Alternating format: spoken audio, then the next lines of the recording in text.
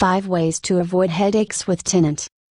If you are a first-time landlord, you have to be careful how you deal with potential tenants.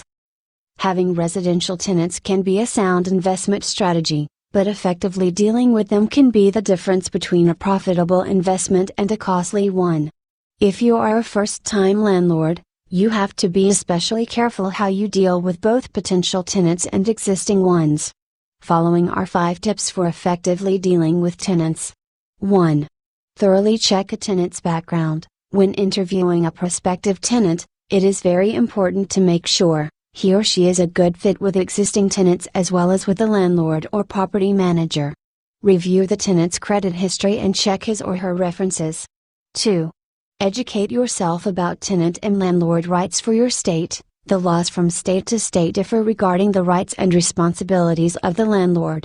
It is imperative that the investor is properly educated about his or her rights, but also about the rights of the tenants. When a landlord-tenant relationship turns toxic, both parties enter into a no-win situation. 3.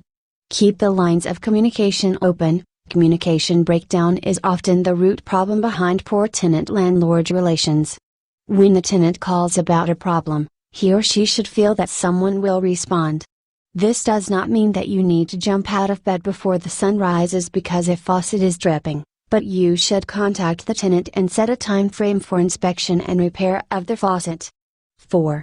Be clear about any tenant responsibilities. Do this before the tenant agrees to the lease terms.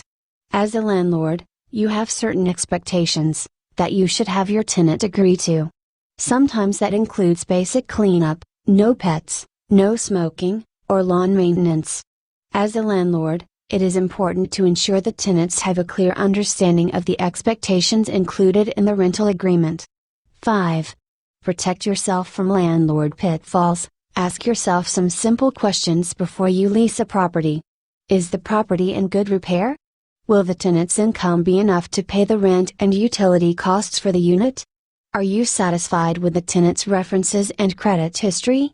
Have you thoroughly and clearly explained rules and expectations about the rental agreement? If you answer no to any one of these questions, you need to seriously evaluate whether you should be renting the unit. As an investor and a landlord, you have a responsibility to your tenants as well as to your investment in the property. That responsibility should include keeping a property in good repair, maintaining the ability to communicate with tenants and having the ability to qualify prospective tenants.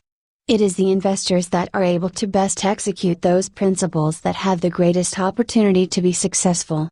Thanks for listening. Find more tips and training on our YouTube channel at bettergrouprealestate.com.